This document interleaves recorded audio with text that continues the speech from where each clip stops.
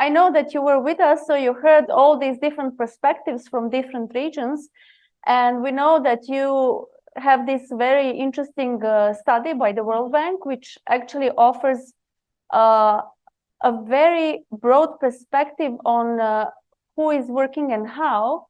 And at the beginning, I would like to ask you to introduce your views on the subject of online platform work and micro work, which is a result of your research. Thank you very much, Tanya, and good afternoon, everyone. It's a pleasure to be with you, even if only online. My name is Adina Jakob. I'm a consultant at the World Bank and also co-author of the report Working Without Borders, The Promise and Peril of Online Gig Work. This is a report that was released last year by our team. And in this, we look at major trends in online gig work with a focus, of course, on developing countries, since this is our main perspective as the World Bank. But first, before I delve into this, knowing also that the conversation before went into different directions of platform work, I just want to clarify what exactly it is that we're looking at in this study. So in our study, we analyzed two types of gig jobs done online. These are tasks done completely remotely, online, through the intermediation of a platform, and probably names like Upwork, Fiverr, and Freelancer will ring many bells to those in the room. And broadly speaking, we looked at the two main types of online gig tasks. The online freelancing, the more complex types of tasks that range from software development to graphic design to translation, and the other category, online micro work, the types of tasks that are usually low skill tasks and can be done in a couple of minutes or seconds. This is why this type of work is also called sometimes click work. Now, what is important, seeing also that we have Glovo on the same panel, in this report, we don't look at gig jobs that are done on location, the likes of ride hailing or delivery. With this study, what we tried to do was to make a really concentrated effort to estimate the size of this online gig economy worldwide. And the numbers that we ended up with actually confirmed just how significant this phenomenon is. Online gig work accounts for up to 12% of the global labor market. Reaching this estimate was not that easy. In the previous panel, I think some panelists already mentioned how scarce data is in this field.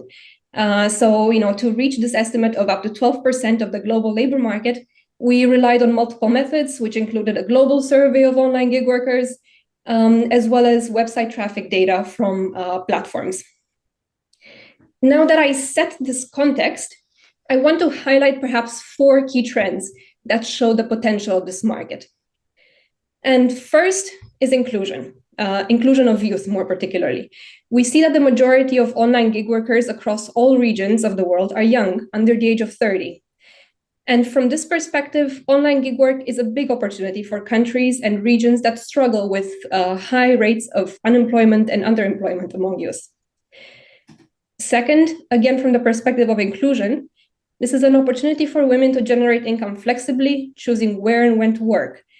It also allows women to juggle between, for instance, household responsibilities and work while having this opportunity to earn additional income on the side. Third, again, an inclusion aspect. We were quite surprised to find that the majority of online gig workers actually live in smaller cities and regions within their countries.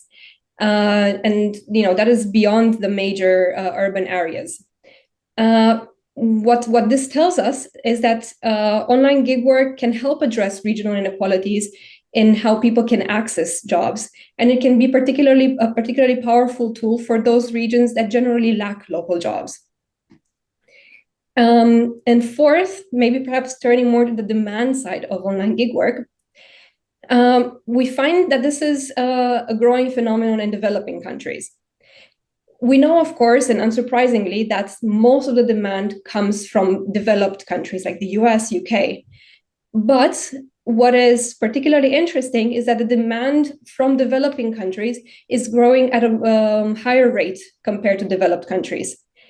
So this is a phenomenon in full swing with big opportunities, especially for this part of the world that we're interested in, which is developing countries. Of course, just to add, a small caveat to this right now, and perhaps we can delve into this later, there are perils, just as our report mentions. These workers usually lack access to social insurance and benefits, and this leaves them vulnerable.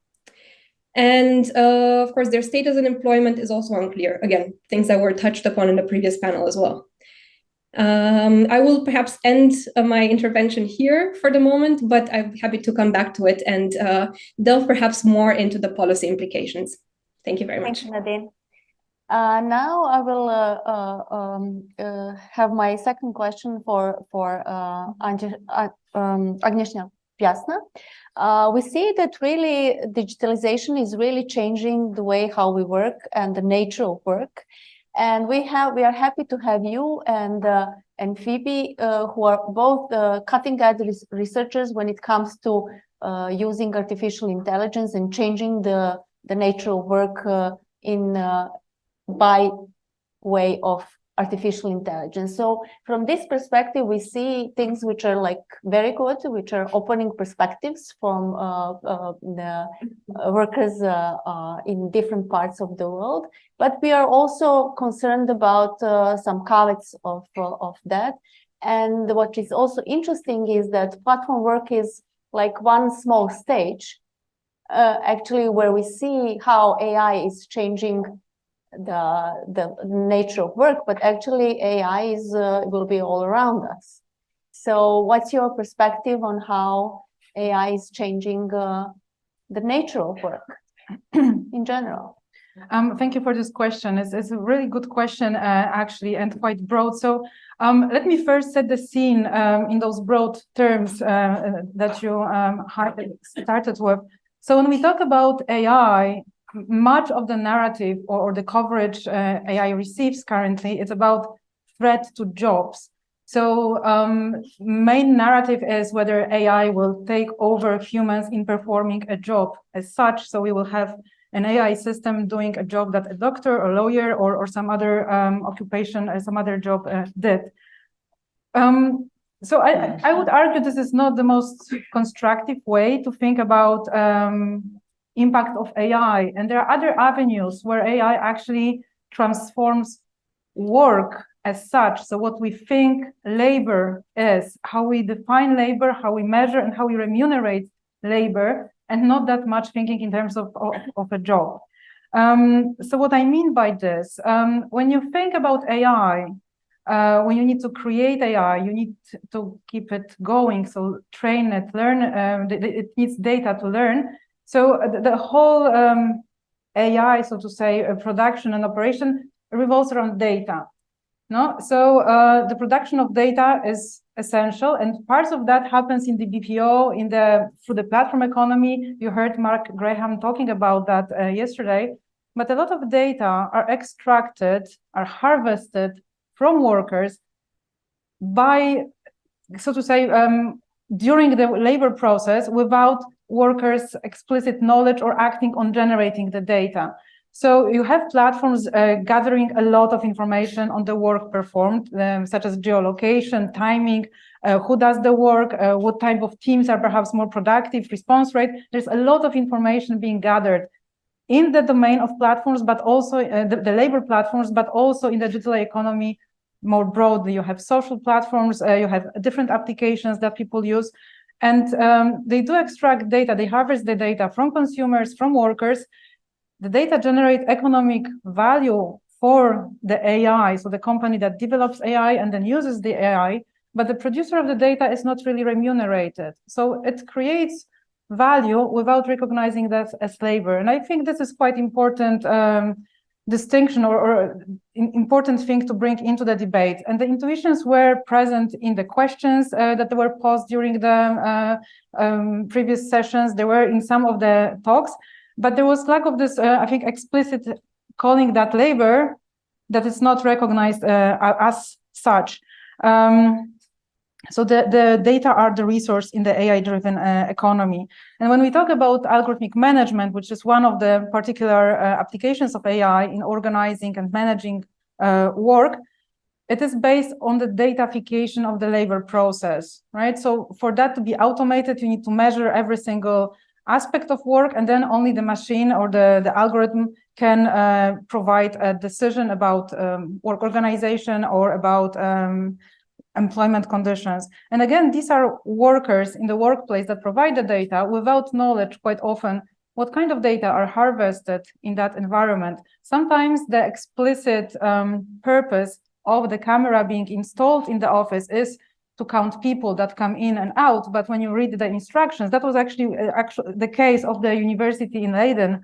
They got the camera to measure the inflow of students, but when you read the instructions or what the producer provided, is that the camera can even read the motions of people present in the building. So the question is, are also the other data harvested at the same time? If they are, who gets them and who monetizes them, and whether the people who actually produce the data, so the people present in the room or workers at the university or in any other context, are they aware what kind of data they provide? No, so that's something I would just like to kind of bring out and spell out, that datafication of the economy is something that we should perhaps focus more. And then when we talk about the job quality, then the datafication creates the imbalance in the way that I just said. Workers do not really have the full information on what kind of data are used for what kind of decisions, what criteria, what sorting, what is the legal, what's the logical kind of flow of data to arrive at the decision that affects them. That also allows surveillance and control to a much higher degree, because everything in the work process is measured, which has negative consequences for autonomy, one of the main dimensions of job quality. But also what I dedicate a lot of time in the research I recently did on job quality and digitalization is working time. So perhaps I can delve on that in the next round, just to have now this broad overview. But indeed, working time is this main metric by which labor is still being measured and sold in many contexts, and algorithmic management redefines the way we measure time. We think about working time and the logic of structuring working hours. So I will happily go back if we have time in the second round. Yes. So thank you, Agnieszka. We talked about a lot of European legislation. We didn't mention GDPR, although it was with us all the time. We were talking about data, and so Phoebe, because this is also your focus of research, can you tell us whether we can extract something good for workers in this connection between AI law, EU Platform Directive, GDPR? Where are our workers in that respect? Actually, I'm going to address the AI Act today rather than explicitly GDPR, although many of the things that you've just mentioned and has already been mentioned in the panel earlier are very much oriented. And it is the case that companies are aware, for example, of purpose limitation, data minimization, all this stuff that we talked about already, which is proportionality, and these things really matter. The problem, of course, is that it often is left up to a worker who becomes, in a way, potentially quite victimized when they are asking, where's my data? What's happening with my data? Technically, they have access to it, should have access to it. And also impact assessments should have been done. So these things should have been done. Are they being done? So at what points are companies being checked on these things? So the policies, whether they're written in an ex post or ex ante way, really matters. And actually, I've been looking more and more at the AI Act. And what I'm going to do today right now is to put some markers down for thinking through what we can use in terms of negotiation for workers' rights and for social justice, which are oriented in 3 areas, which is development, governance, development, governance, and regulation. So what I'm going to do first is talk about, in terms of regulation, where we are up to with the AI Act, because of course on 13th of March of this year, the first reading is ready. So we've got that, it's been published. What's very interesting is the current genome. This is where it really becomes interesting, because where the corrections are being carried out and the additions in a way are actually occurring now is where you find out what really happened in the corridors as we went through this process with the trilogue. And it's fascinating stuff. So what I thought I would do for today, which is linked with GDPR, but they're slightly different in terms of the procedural dimensions, what has to happen. I've already mentioned the impact assessments. So actually the AI Act has something called conformity assessments. And of course it is written as a product safety law. One of the things for this panel does have to do with safety and health, which really starts to matter. Also, it's now one of the fundamental principles for the ILO.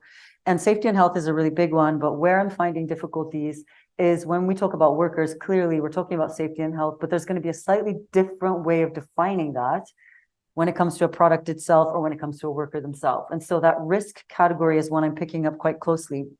But anyway, let me go into the curriculum because it's fascinating, and I'm only going to talk about 3, and those are linked in the way that I'm talking about them as regulation. One of them is development. And the reason I have these 3 categories is that I'm developing a policy observatory right now, and it's called the AI Policy Observatory for the World of Work, AI POW, great acronym. Keep an eye out for it. I've got the website prototype already there with a set of 6 jurisdictions, and we're collaborating with some other organizations, including some of you who are here today.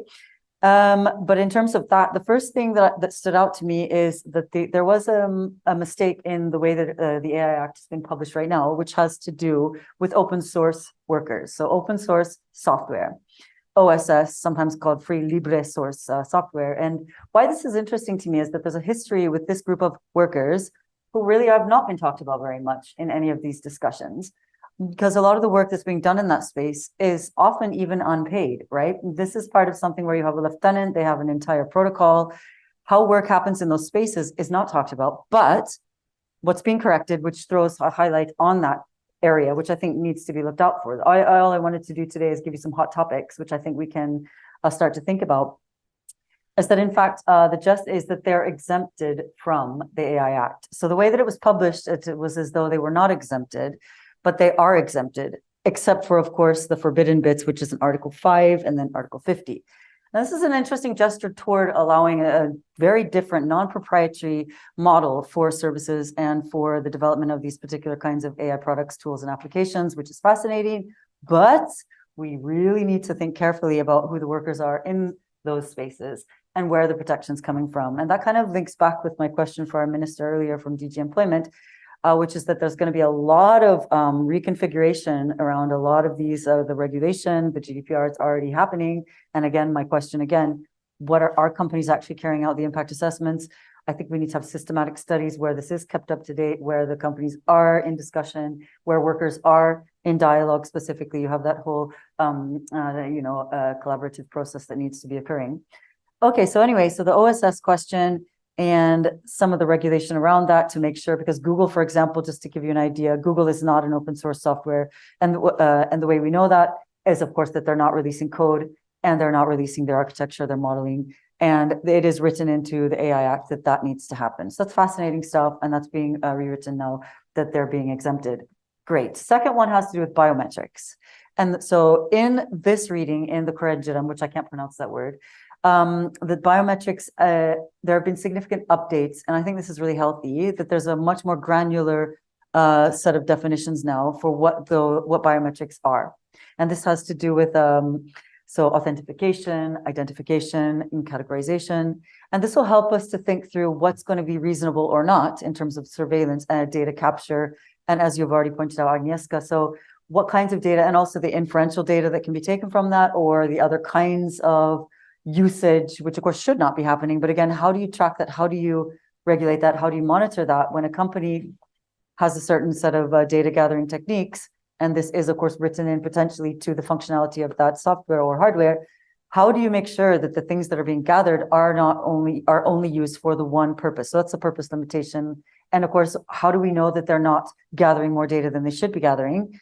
And so this is linked to the biometric point. So the way that it's now broken down and the further text that's been added really will help us, particularly in the emotion recognition and the kinds of new physiological and affective computing dimensions. I have a report that's about to come out with the Institute for Future of Work, where we've done a breakdown of the myriad of products that are being trialed in the market, which have significant capacity for things that you used to only think of as happening in the justice system, like the gait, so the way someone is walking, and how to code these kind of physiological, physical, emotional, and all these other kinds of forms. How to code them, of course, will really matter. And how it is used in the workplace. I'm just going to cut to the chase.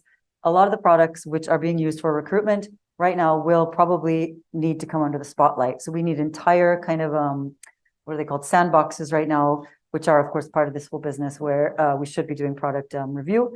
My argument also is that risk matters differently for the different kinds of data subjects that are being subjected to the kinds of technologies that are then potentially released onto the digital single market. Data subjects have different risk categories in and of themselves. So we have a consumer, we have a worker, and we have a citizen. We also have all the protected characteristics within that, where there are a whole range of vulnerabilities that we need to take into account. Again, going back to my point that I keep hammering in, that a lot of construction needs to happen around the way human resources operates and how decisions, of course, are made. Third one, and this is where I will end, except for my slight philosophy of policy plug, that then I can go into a little bit more in terms of worker issues, is that the terminology now within the AI Act becomes increasingly market-facing, which we shouldn't be surprised about. First of all, we have the Treaty for the Functioning of the EU, the TFEU, which we're all familiar with. This has very much to do with ensuring that you have innovative dimensions worked into regulation, that we are protecting development, and that's in my category of development, in case you're wondering how I've divided these up. The one I talked about so far, the ones I've talked about so far are regulation. This one is more on the development side. And again, that's also linking back to my point around proportionality, which of course is a GDPR point, but this is a more macro orientation. So the business side, and then of course the workers orientation. So who makes that decision, right? I just need to see a little bit more of a systematic analysis.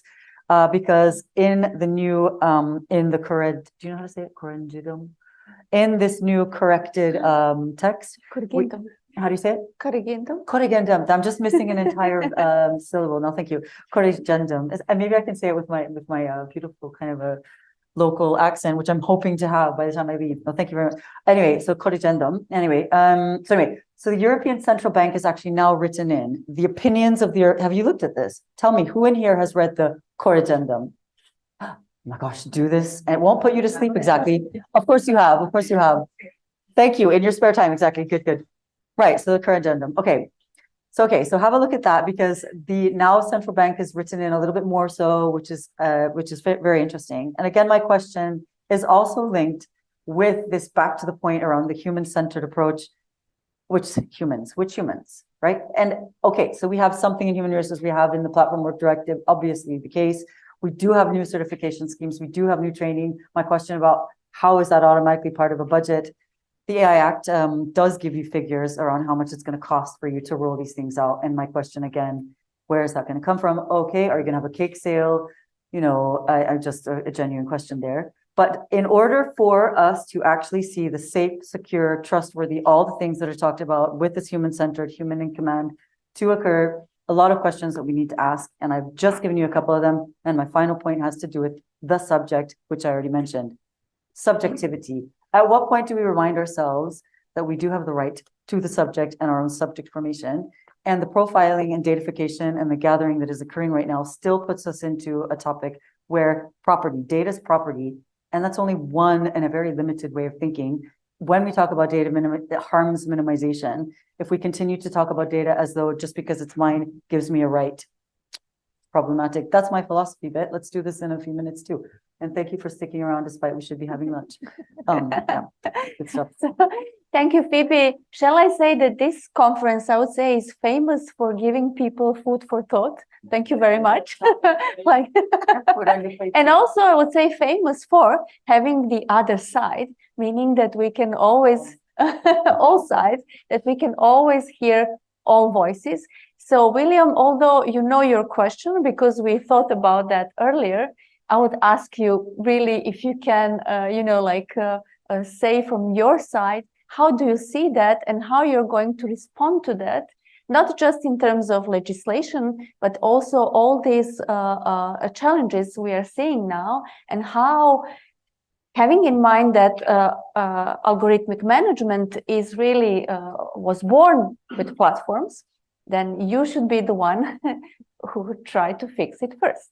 So tell us. No pressure. Right. Well, first thing, I was welcomed here this morning by Branka saying the enemy has arrived. So thanks for that. If there's any concern about giving too much of a cozy reception to businesses, then I assure you it's not happening.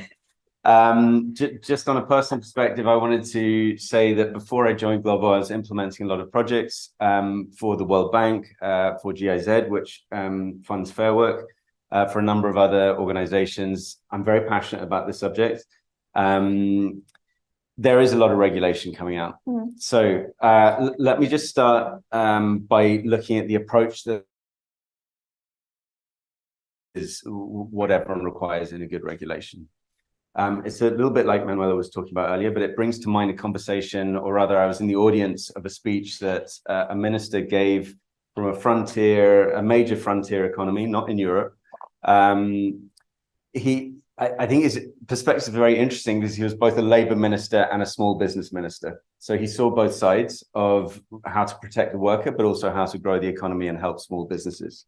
And he said, look, the platform economy is absolutely the future. It's here and it's a critical part of the future. We have to recognize that and we have to support that. He was absolutely unequivocal about that. He said that we need space to do things differently, to take completely different approaches that can be implemented quickly and in consultation. So he was all ears and wanted to understand like how we could do things differently. But he was also very strict. And he said that there's no way we're doing this thing without protecting workers. And people need to have their social rights and the rest of it. And to be honest, it was music to my ears. And I think it's super impressive to meet people with that outlook. He also then went on to say that Europe has become highly polarized, maybe for historical reasons or political reasons. It's actually quite difficult for politicians in Europe to make the case to do something progressive, and certainly to do something progressive and quick. Platform Work Directive, I think, is sort of been 2 years in the making, and it's going to be another up to 2 years. So what I'd like to do really is maybe dive into each of these points in a little bit of detail. So firstly, this idea of the economic benefit. I mean, we've skirted around the issue, but just to give you the numbers from Glovo in case it's helpful. We have about 170,000 businesses who rely on Glovo for additional incremental revenue. 80% of those are small or medium-sized businesses. And what we've seen is that year on year, on average, they've grown their revenues on the platform by 273% each year. So there is undoubtedly a growth and an economic opportunity that's being delivered.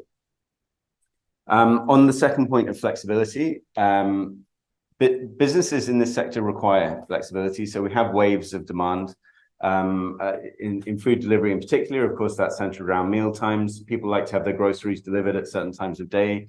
We're able, through the data, to track those peaks and troughs of demand very carefully. And we need to be able to supply people at the same time. We're not delivering from warehouses out of town. We're about supporting the local economy. Everything is delivered from your local shops, right? So we need to be able to do that. And actually, there'll be some debate about this, but we believe, and there are surveys to back this up, that show that workers want flexibility too. So 12 or 13,000 people signed a petition for it this year. And also 3 years ago, I think there was a Copenhagen study which showed that 2/3 of people wanted platform jobs because of flexibility. The third point on good conditions, like 100% agree with you that worker rights is a basic, right? This is something that should be delivered. I think it's a young industry. If you think about it, 9 years ago for Glovo, people were moving magnets around boards to say, right, how does this courier meet this order, right? So much has changed. I mean, like hundreds of orders every minute being delivered. In the midst of it, AI has come in and offered solutions and also risks. Things are moving very, very fast. And yes, I would say workers' protection is an absolute minimum. Yes, I would say regulation is needed to make sure that that's fair across the board. How are we adapting? Which was the question you put to me. So Global has three models where we engage couriers. The first is freelance. So these are freelancers who sign up onto the platform. This is probably the case in about 15 countries, I would say, thereabouts. Most of the other countries, we work with what we call third-party logistics companies. You'll know this model from the Balkans, where we work with another company who has the employment contract with the courier. And then in some cases, we employ the riders ourselves. And I don't think it's a secret. Other people have raised it. That's not our preferred model. We're a technology company, and this is not our specialty, employing 200,000 people. I don't think there's anything controversial about that, by the way, and I'm very happy to discuss it in more detail. So whatever way that we adapt will be around these three buckets, right? And maybe it will weight towards one or another or the third, but it will be through those buckets and maybe some kind of variation along that theme. What we've also been doing is piloting a whole range of initiatives. A large part of my job is not actually government relations. It's implementing programs as I used to outside for bilaterals and multilaterals within the company that look at actually improving courier rights and improving the ability for small businesses to thrive on the platform. So a lot of what I'm doing is implementing those programs. We can talk more about the programs, but of course there's a burden on the companies as well, regardless of regulation. I have more to say on AI and AIA, but I'll pause. I think that's an introduction, and maybe we can get into the details in a minute. Well, thank you, Nadine. Also, although William is not from our online work you were talking about, we are all the time talking about how to make innovation thrive, and the other hand, how to have workers' rights preserved. And as you said, flexibility is fine, but it comes to a cost to worker. And right now, we don't have like a very good safety network for them. We will talk about that to the end of this day. We will talk about that, waiting for ILO to give us some clues what we're going to do. But before that, because you were researching this, as we said, like from both sides, what would be your suggestions? Like, what would be like sort of a minimum for workers? And what would be the minimum for different governments which have different powers and expertise in trying to help their workers? Because as we said at the beginning, although this is a global phenomenon, we are all living in certain countries. So we are not living in space. So we have to do something to help these people. So what would be your suggestion giving these varieties? You are absolutely right, Tanya, with this framing. And this is what we're trying to do in this report. And particularly since we're talking so much about more of the developing world rather than, the discussions that probably a lot of you in the room are used to in Europe. We look at it from, let's say, putting the spotlight on three areas of potential action. One is social protection. A second one is innovating and partnering with both platforms, but also other partners in the ecosystem, and designing targeted programs. So if we look first at social protection, from our perspective, from the work that we've been doing, of course, we can see, and this is valid across the board, social protection is an area where workers, online gig workers, are very vulnerable. Many of them, regardless of the country they are in, lack access to things like pensions or health insurance. But what is important to understand from our perspective, looking at developing countries, is that this phenomenon is, the phenomenon of online gig work, is part of a broader issue concerning informality in the labor market. In a developing country context in particular, informal work is a pretty widespread phenomenon.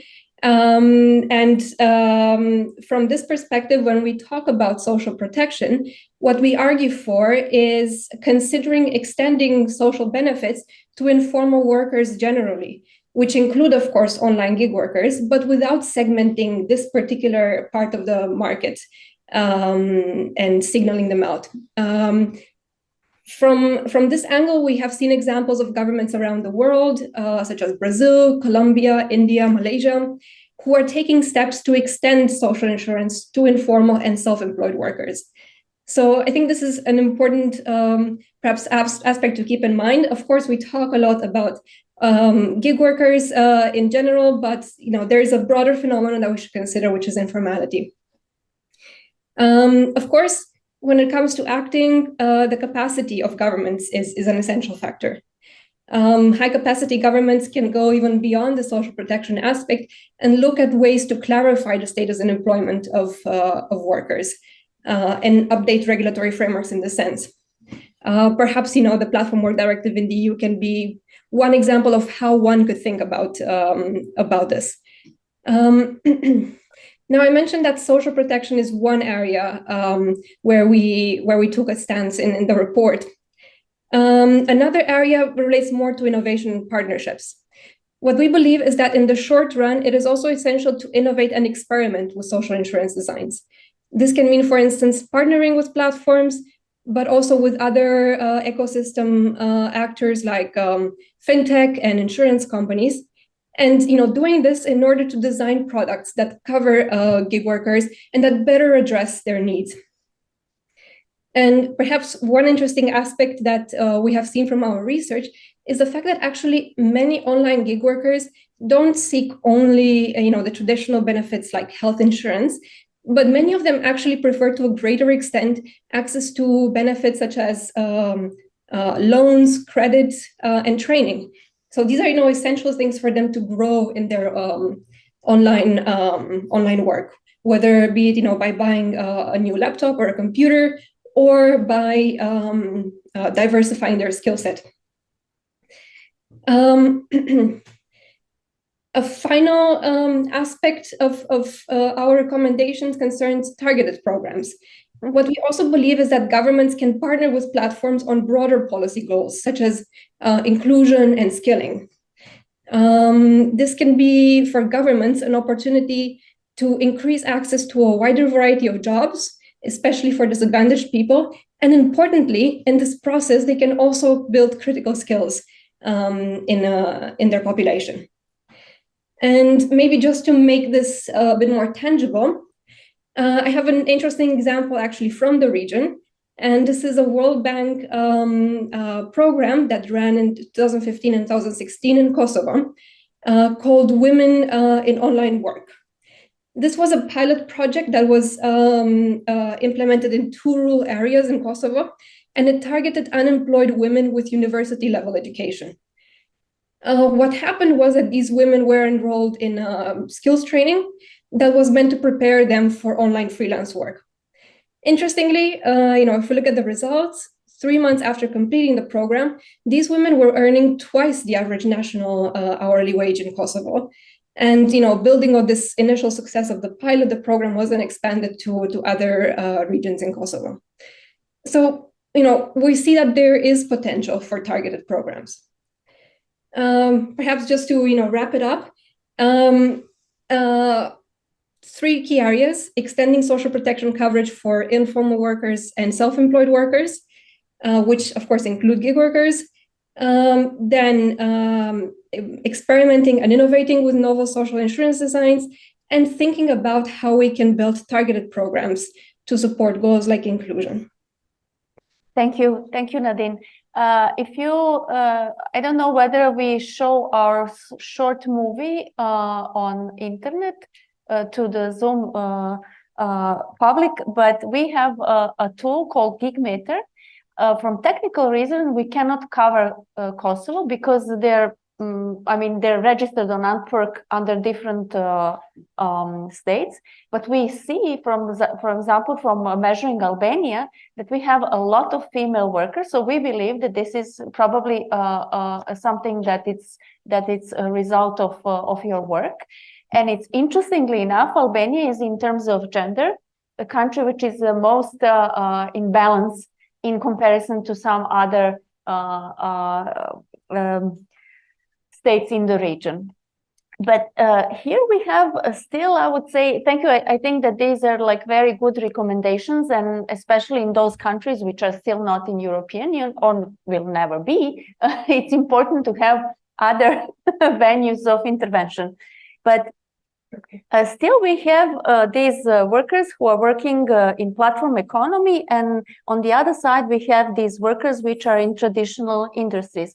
But I remember, Agnieszka, that we were on one online hybrid event when we were talking about, for example, about construction workers whose job is going to change a lot because they will be getting their instructions from the people who are on site, but they will be looking also on some mobile device, seeing what they should do. So they will target this thing, and then they will report again to the mobile device what they did.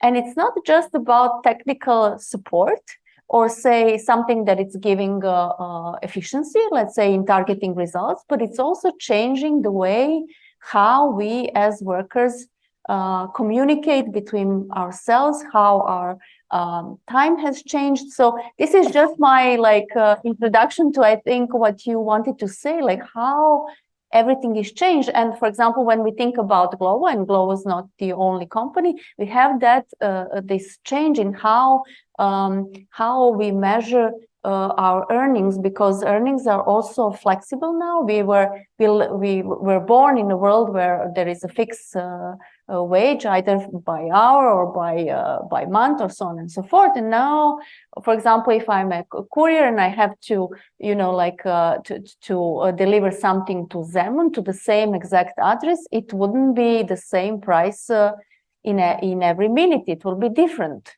So this is like a great innovation, I would say, from the platforms and algorithmic management also. So, so do you see that we will be able to, let's say, give platform workers more rights of traditional workers, or traditional workers will move closer to platform workers in the way how they will work? And yeah. Now at this point, whether we see platformization of the traditional economy, or whether the phenomena is contained just in this relatively small but growing platform economy segment.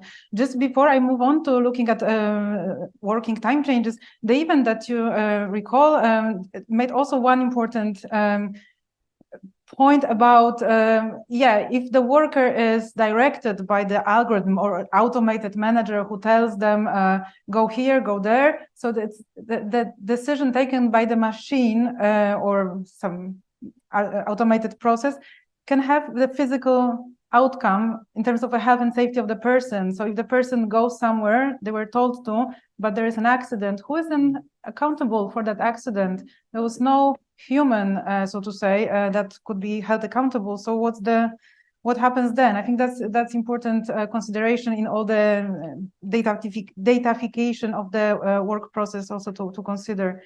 So in terms of working time, you both hinted about productivity, like flexibility that responds to the productivity needs of the platform economy.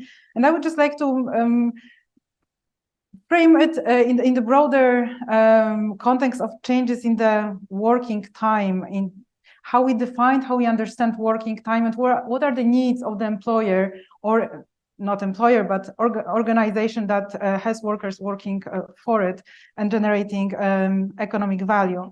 So if you think about the last big step in the human history, which was the Industrial Revolution and the emergence of the centralized workplace. So then the employer, the employing organization, the factory had an interest in, first of all, making sure everyone is productive. So they produce as much as possible. And then you had all the techniques to condense as much work in the frame of continuous working day. Because people were coming to the centralized workplace at the same time, there was a need for coordination of labor input, because work of one person one person depended on the other person and so on. That was the chain of collaboration, of teamwork. And then it moved into the sort of Taylorism, squeezing more activities, dividing tasks. But the employer had a block of time at his or her disposal, and it was the employer's responsibility to ensure people work effectively or productively during that time. And what the employer also needs to make sure is that people come to work. So the early worry of the employers was actually how to incentivize people to come, and labor protection regulation was employers' idea at a certain point in history, because that gave workers incentive to actually come, show up at work. No, so this was a very different context. What we have currently, I mean, it's not an abrupt revolution, it was an evolution. There was deregulation of the labor markets. We saw emergence of atypical work, zero-hour contracts in the traditional economy that challenged this assumption. They challenged the assumption that we need to purchase labor in a standard block of continuous time, let's say 10 hours, then 8 hours per day. The split shifts emerge because the peak in demand is at a certain point. So why the employer needs to pay for all the other time that they deem low productivity? Now it's much more efficient to just pay for the morning shift, for the evening shift. And then we move towards something that resembles the model of the platform economy, when indeed the demand comes in a very scattered way. In between, there is no incentive for the platform to remunerate worker if they can avoid that. So with orders or services being matched with service providers online in the automated way, the cutting or the slicing of working time can be done very precisely for very tiny moments. A human manager wouldn't be really able to control and allocate it, let's say, a second clicks on a remote work platform, or perhaps 15-minute blocks in another type of work. But machine can. There is no computational limit to how finely divided the time can be. So you see that time is becoming shorter because there is an incentive just to pay for the delivery of very punctuated activities. But the second worry of the traditional employer was how to ensure that workers are in the workplace. No? So the platform is not going door to door and knocking on workers, laborers' door and asking them, well, come to the factory. No, you have the 8-hour day to do 8-hour shift. What they resort to, either explicitly as the business strategy or just as a byproduct of the use of technology, is just ensuring this availability of workers to pick up the orders, to pick up the services demanded on them. One channel is the use of actually independent contractors, because when you are your own boss, so to say, so you're not employed, any inefficiency or loss in income is really on you. So it's very interesting that in some ethnographic research among platform workers, I think that was Juliet Shore's research, that particular one, workers would say, I feel guilty when I'm at home, so potentially I can look at my laptop and search for orders, but I'm just laying around, I'm resting. No, I take a break from work. So there is this guilt, there's this self-imposed identification with work that if you fail, it's really on you. There is no one else who organizes work on your behalf or takes this toll from you. So that's one of the mechanisms. Obviously, algorithm who then allocates work is the explicit means that can be used to incentivize this availability that just can spill over into as longer period as possible. Algorithms put premium on people being available all the time. So for the food delivery drivers, in some companies, that was the study, I really cannot cite which platform, probably Uber, because it's the best studied. When a person took holidays, they got bumped down in the algorithm. So then they had difficulty accessing work after some period of holidays.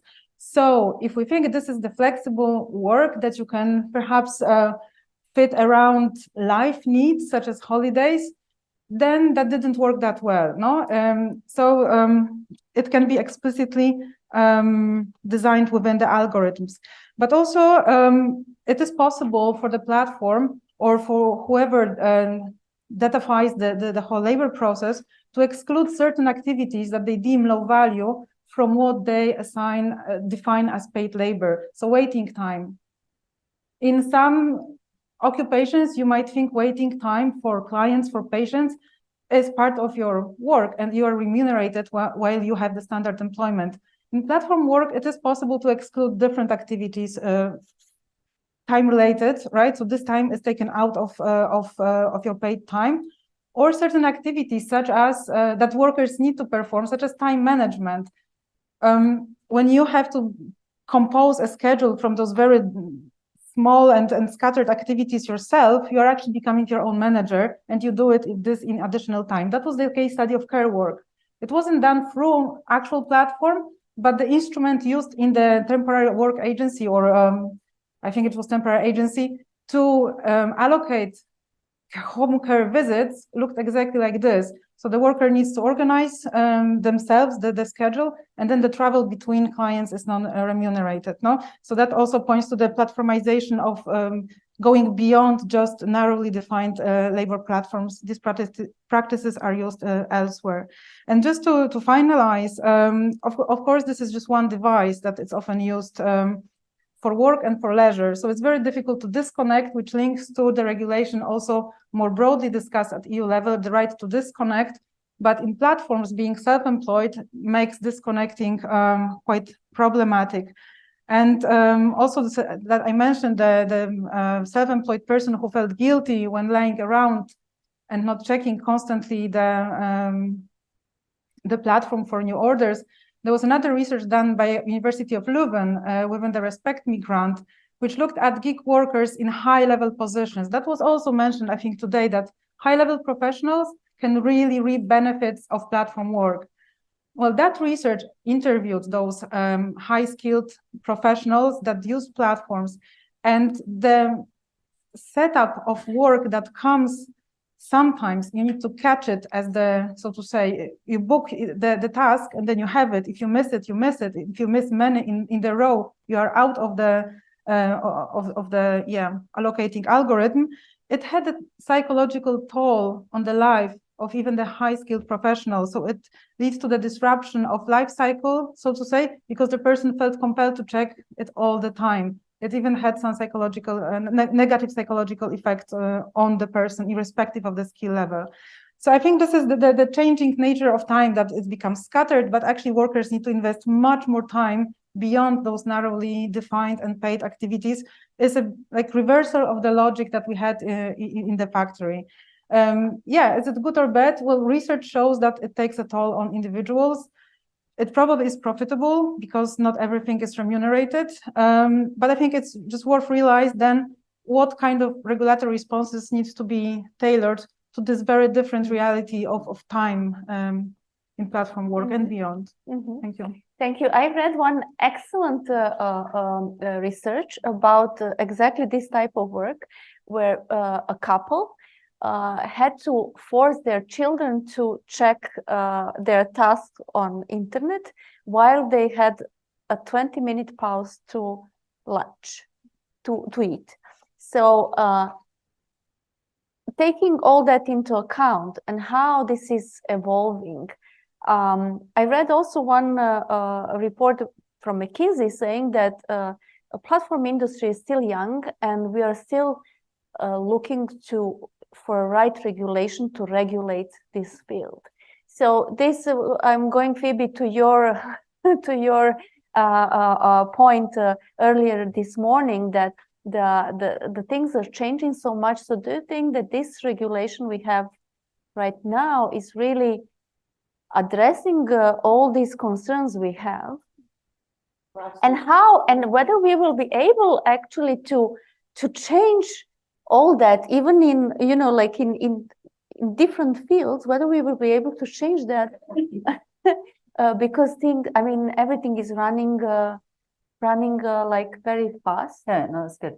Good points. During the amendments process for the AI Act, one of the things that did come up in the discussions, particularly with people like me who are talking about the worker side of things, the question was, well, shouldn't labor law already cover this? And our answer was, this is not exactly the point. We're talking about semi-automation of aspects of management, which then are manifest on a platform where work allocation, timekeeping, all these other scheduling features are there. And I don't have to rehearse those with you, but what I will say is in three projects that I've been working on where each of these have alluded or directly advised on an algorithmic management directive, and that's in process. So we're happy about this. The first one actually I wrote with your colleague at the ETUI, and what we were arguing is that the issues with a lot of the algorithmic management conceptualization is that we are dealing with something we're talking about and is featured in sociology, safety by design.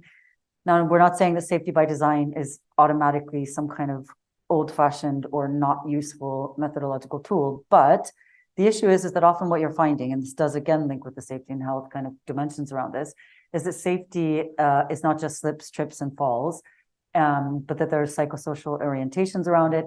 And how is that managed when we are talking about something that is not necessarily a traditional form of bilateral work management relationships? So the issue there that we pointed out, we talked about this sort of time dimension to how work occurs, and then how protections can be in place.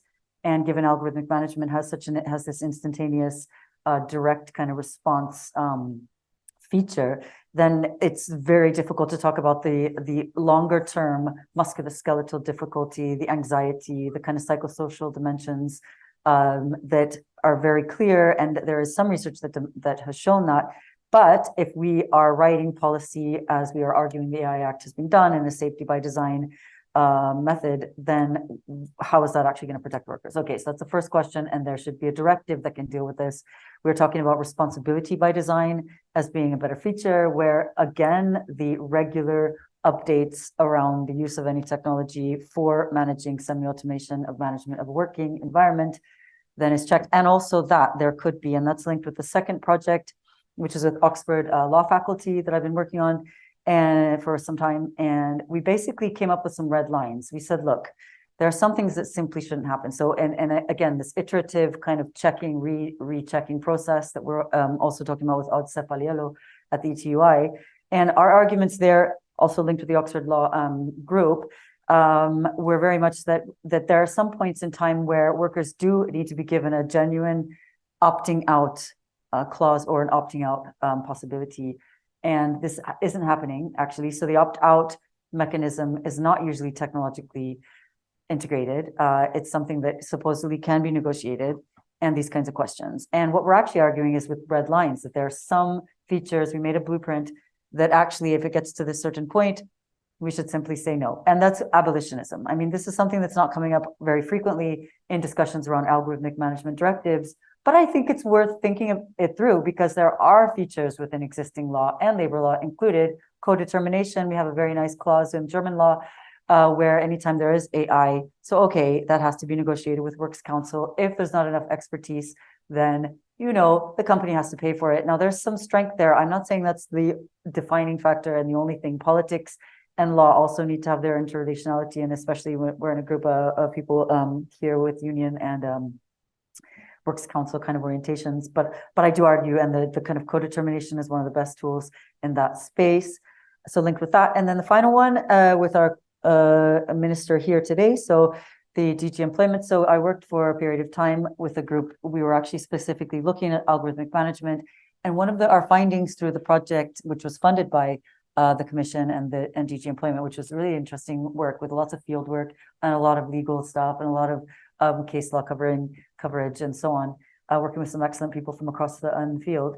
And one thing that we also did was to say that there are traditional forms of employment that are right now also occurring. We're not only looking at the platform and gig economy and what does it mean and how do we capture that in a space that can be reflective for what actually this means in terms of management itself. And taking away from that, and this is where I'll finish, I'm very interested in changing the terminology as well, because I think management can sometimes have a limiting way of thinking about it. Again, I already alluded to this bilaterality.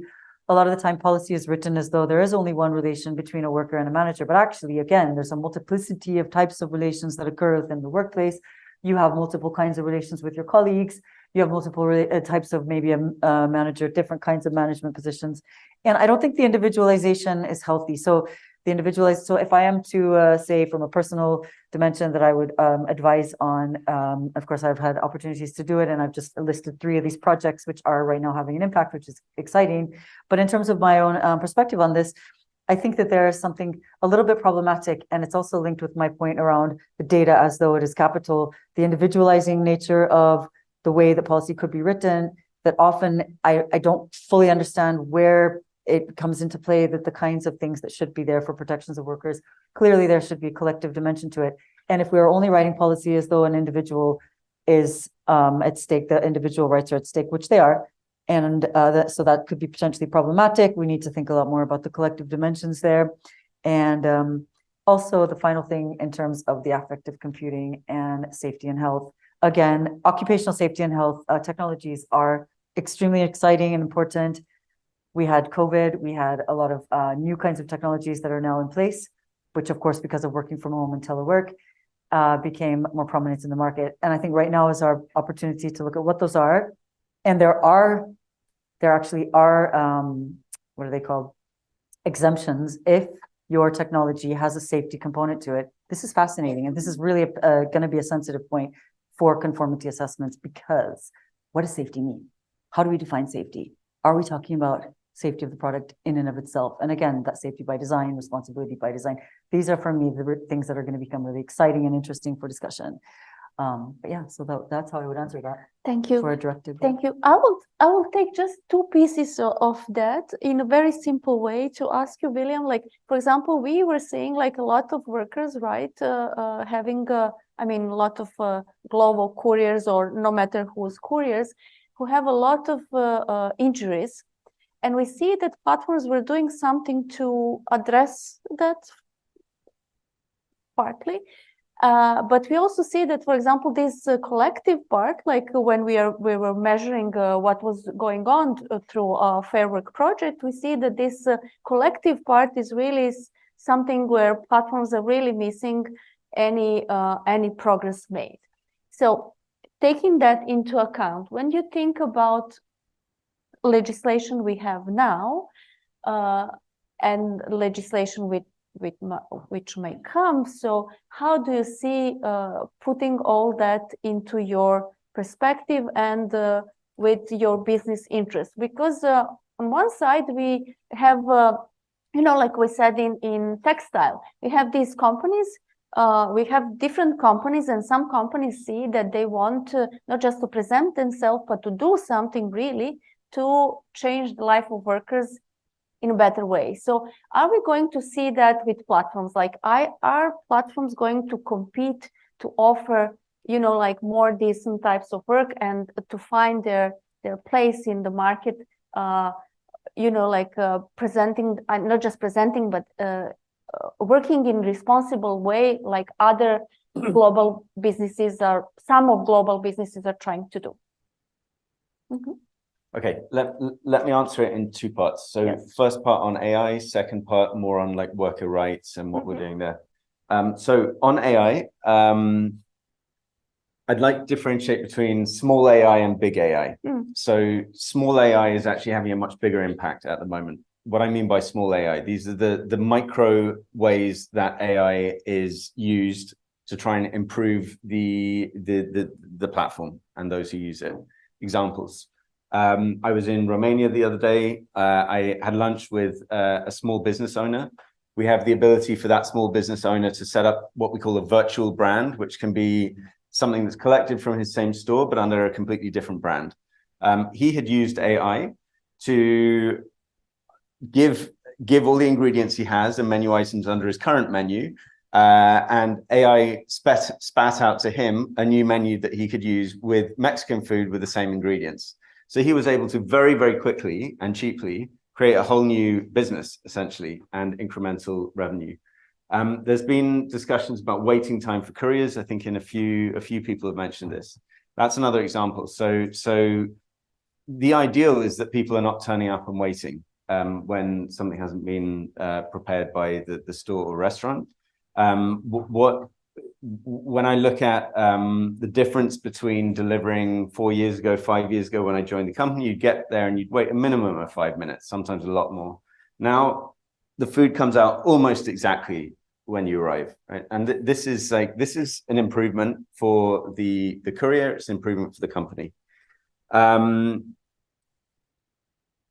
When it, like other examples of like global delivering orders, right? So I actually did a delivery here in Belgrade a couple of days ago. When I go to each new country, I like to do deliveries. I like a couple of things to say. Number one, I didn't wait for that order. Number two, I only drove 500 meters. That's true, to deliver my order. I got there, it was a dad juggling a kid, and there I could hear there was another kid inside. The person who I think mentioned like consumer choice is no longer here, and she was the one herself to say we shouldn't speak badly of those who leave. I'll be very respectful. I really don't think it's my job or anyone else's to make judgment on that guy who had his child, to say you should have walked 500 or 1,000 meters down the street. That was a better use of your time. I'm quite proud of the service that we're providing actually in that regard. And I think AI can significantly improve the way that we're delivering it. Then there's the big AI. These are the headline things. We've spoken about the robots taking over. Scarlett Johansson had her voice cloned a couple of days ago. It wasn't really cloned. It was an actress apparently, but it sounded too similar to hers and they took it down. You know, there've been lots of examples about, I think it was 2 weeks ago, actually, there was a story about autonomous vehicles delivering food in Silicon Valley. You know, good stories, good headlines. But let me tell you about my own experience with this, right? So at Global, we read the hype, we saw the headlines, we thought we'd try it. We tried to do it in Madrid, regulations wouldn't allow it. We went to Poland. It took a long time to find a city that had the right proportions and businesses near to homes and so forth. Our findings were that the robot was slower than a walking courier. It needed one-to-one supervision from a human. It could only operate in very limited areas. It was very high cost in comparison, and it couldn't take cash orders, which would be a non-starter here, okay? So like from that reading, for me, humans are here to stay. And the most important thing is that we come to some agreement and figure out the way to actually offer protections while also supporting the business. And I think that's why we're here, why I've come to listen, take a lot of notes and take these back. To answer your question, again, how can that be done through regulation? How can the company be doing this? So regulation and government, very, very important role. PWD has been released. The ILO, we know, will be doing more next year. We want to engage in this process. There's a lot more to do. And as I said, hopefully it's progressive and recognizes what business and workers need. Secondly, trade unions. So, you know, clearly we don't always have the best relationships with trade unions, but there are good examples of being progressive. In Italy, in 2021, we signed a collective bargaining agreement with the union that represents the highest number of couriers in the country. That was a progressive move from the trade union, and from us, there was a recognition that more social protections needed to be provided. More unions in Italy are now signing CBAs. The mainstream unions have now signed collective bargaining agreements with grocery firms, with pickers who are also flexible workers. So there is precedent now that is developing for how people can work together and be more progressive. And we're obviously open to that. And thirdly, to your point about companies, we launched this program called The Pledge 3 years ago, where we said that all couriers should have fair pay, some sense of community, equality, and safety. And that was one point you made. All couriers who deliver with Global have accident and health insurance. And also equipment is provided to help them. Fair Work, who you heard from yesterday, has evaluated our operations. In every single country where they've evaluated Global, we've come out the highest platform rated. Is it high enough? No, there's more to do, right? Do we feel like we're making progress? Yes. I mean, I really feel like we're making progress. And to the point about regulation, I feel like absolutely there needs to be a level playing field. We're competing with companies from all over the world, China, Russia, USA, Africa. Everyone comes with their different positions of how these things should be done. Regulation should create an even playing field, that everyone should have to abide by at the same moment. So look, it's a very important time for regulation now with AIA, Platform Work Directive, all the other things. Platform Work Directive now fragments it to many different countries.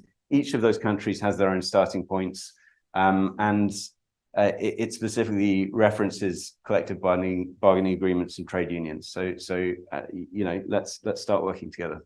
Okay, thank you, William. I will also take as your answer to the third question, which was how the environment will evolve, because we have to be short. Yeah. I think that you gave us a lot of points what will happen with workers and robots in terms of platform economy. One minute for Nadine. What do you expect in like 5 years? Where are we going to be with the platform economy? Well, I think from our perspective, this phenomenon will only continue to grow. As I mentioned, you know, we saw that up to 12% of the global labor market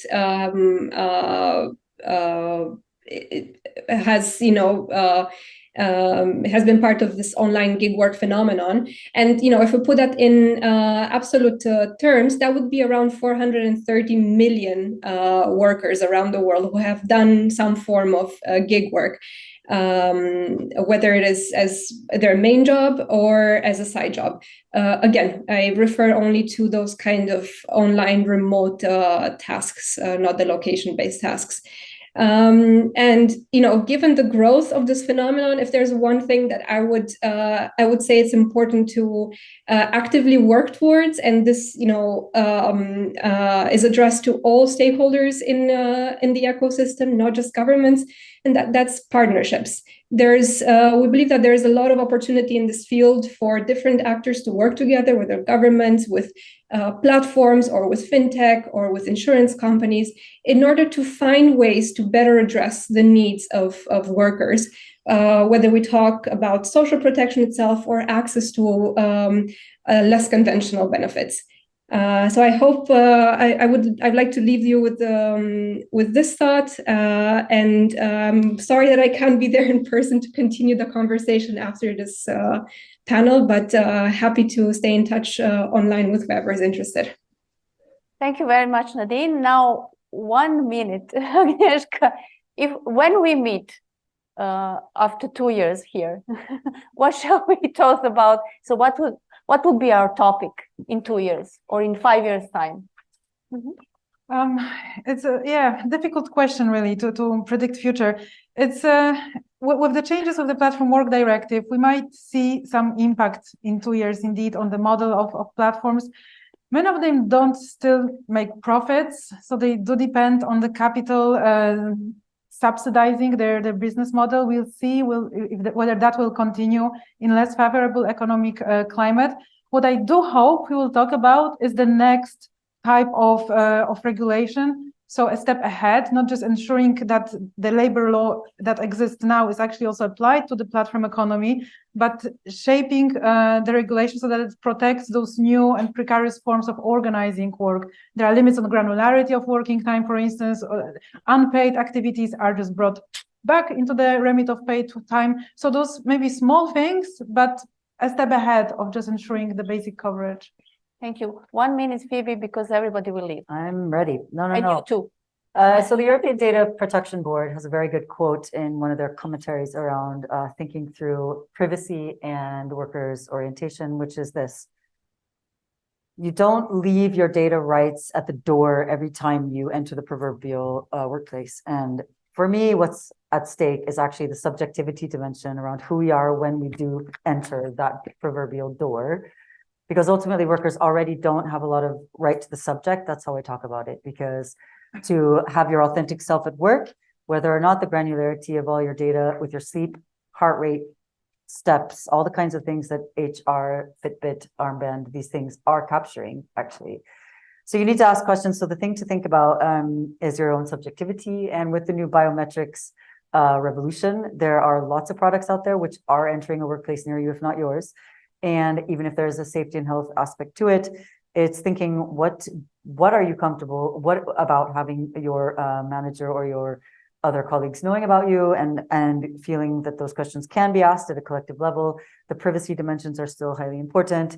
And so, the final point is the affective self and subjectivity and the right to the data subject are, for me, the most important things that we need to keep an eye on right now with algorithmic management, with platform work, and all these new creative, innovative technologies, which themselves need to be designed to protect us rather than to control us. That's it.